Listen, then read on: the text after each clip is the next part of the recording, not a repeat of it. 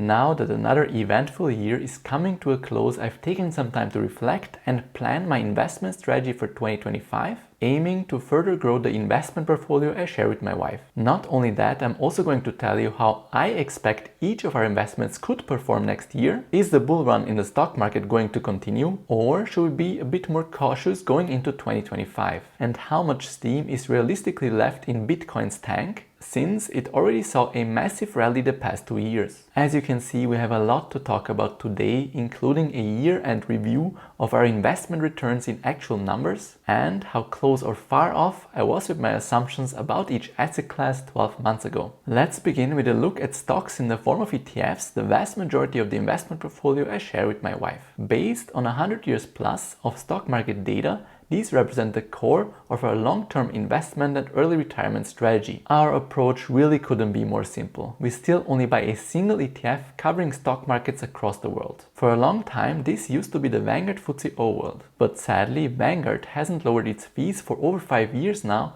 while its competitors kept pushing them lower, either by launching new ETFs with lower fees or by simply lowering their total expense ratio over time. And so we suddenly found ourselves in a position where an ETF that was once very competitive for what it offered fees-wise is suddenly one of the most expensive ones with yearly costs of 0.22%. The sad part is that this is in stark contrast to Vanguard's mission statement on its website. It's what we stand for: value for investors. Sure.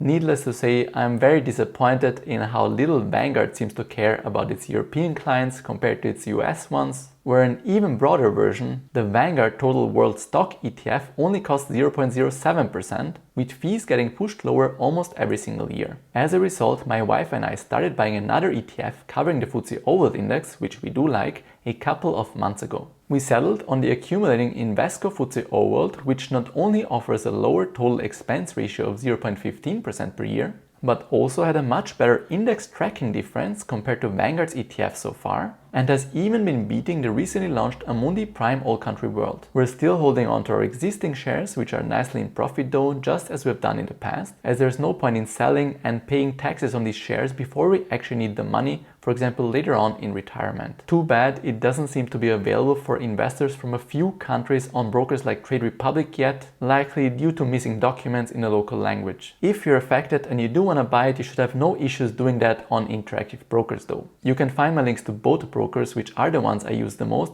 linked down below in the description, which is a great way to support me if you'd like to. I also published an updated broker comparison, which I'll link somewhere up here. Now let's see how our main ETF performed this year and our returns in actual numbers. The Invesco FTSE All World is about to finish 2024 up 26%, and the ETF portfolio I share with my wife now stands at over 413,000 euros, with a yearly return of 22.3% or 75,500 euros, plus 1,976 euros in paid out dividends from our older distributing ETF shares. Due to our comparatively high income as a couple, as well as our exit from peer-to-peer lending in July, we were able to invest a combined total of 71,433 euros into ETFs this year. Needless to say, this has been a fantastic year for broad-based ETF investors, far above my unqualified 8% return prediction I made 12 months ago. And with an average return of 12.18% per year since we started investing in 2017, we're also significantly above the 7% per year I'm expecting long term from our investments in ETFs, with plenty of ups and downs in between. Keeping all of that in mind, will 2025 be a good or bad year for the stock market and thus ETFs? I wouldn't be surprised to see way more volatility, meaning way more swings to the downside compared to the past 12 months. Corrections of 10% or more throughout the year, especially during the first half of it, also wouldn't surprise me. These are completely normal and something the market has been missing lately. In my opinion, these dips are great buying opportunities though, and they're not a reason to stop investing on a monthly basis, since I still expect us to end 2025 higher than we are today,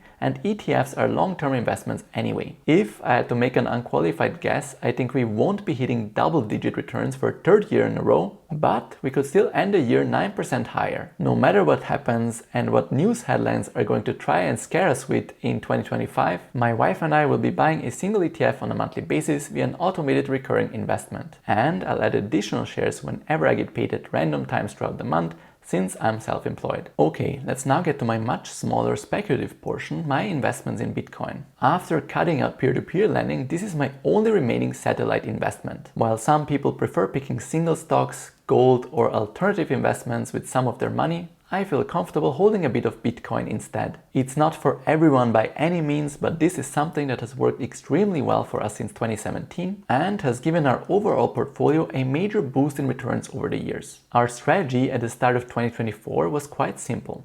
10% of our monthly savings were going into the two largest crypto assets, Bitcoin and Ethereum. And this certainly paid off, with Bitcoin going up a staggering 133%, far above my expectation of 80% I had for 2024. And Ethereum not reaching its previous 2021 all-time high yet, returning 58% for the year, below the 110% I had expected based on previous market cycles. In fact, as the year went on and Ethereum's competitors started getting more and more traction with many users jumping ship, I decided to only buy Bitcoin from July onwards. That's because I'm not as convinced of Ethereum's future compared to Bitcoin anymore, as it stands a much higher risk of being replaced by a better, faster project. As a result, I started selling this position recently, which has nonetheless gone up 238% overall throughout the years, so I'm certainly not going to complain. I'm still going to hold on to 2 to 3 ETH just in case I'm wrong. This will also help us rebalance crypto back down to the 10% allocation we're planning to have to this high risk sector long term.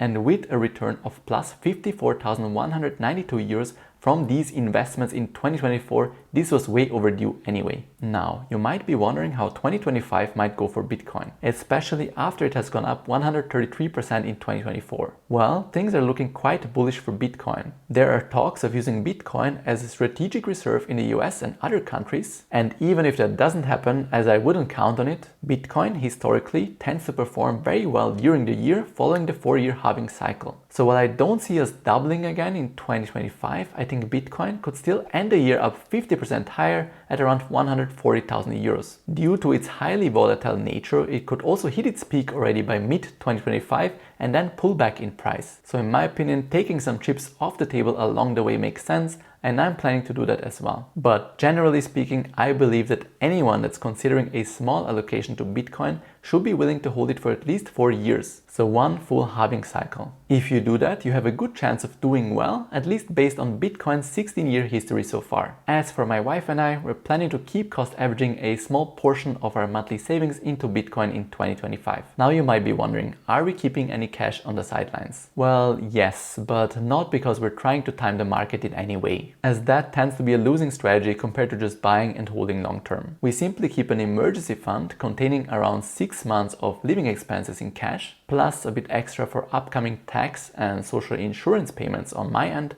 since I'm self-employed. We're planning to continue holding this money on the German bank and broker Trade Republic, since they're passing on the exact ECB interest rate of currently 3% per year without taking a cut themselves, and we can withdraw this money anytime. I'm expecting the ECB to continue lowering this rate in 2025, so we'll enjoy it while it lasts. Okay, let's look at our investing strategy for 2025 and do a quick recap. If you've seen other videos of mine, this likely won't come as a surprise, but 90% of our monthly savings will be going into a single ETF, the accumulating Invesco FTSE All World, no matter what is going on in the markets. A simple global ETF is the investment we have the highest conviction in based on over 100 years worth of stock market return data, which is why it remains the core of our early retirement strategy. And the remaining 10% will be going into Bitcoin in 2025, as allocating a small share to this highly volatile asset has worked extremely well for us since 2017. You can find the best low-cost brokers in Europe to buy ETFs, and what I consider to be the best low-cost exchange to buy Bitcoin linked down below in the description, which is a great way to support me if you'd like to. All in all, 2024 has been a year full of surprises, and yet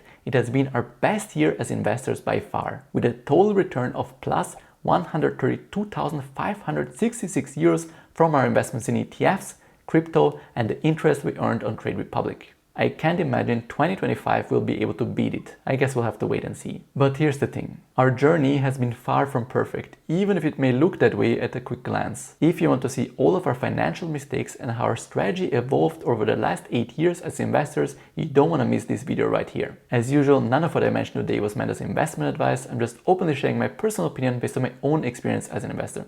Thank you guys so much for watching. Have a wonderful new year, and until next time.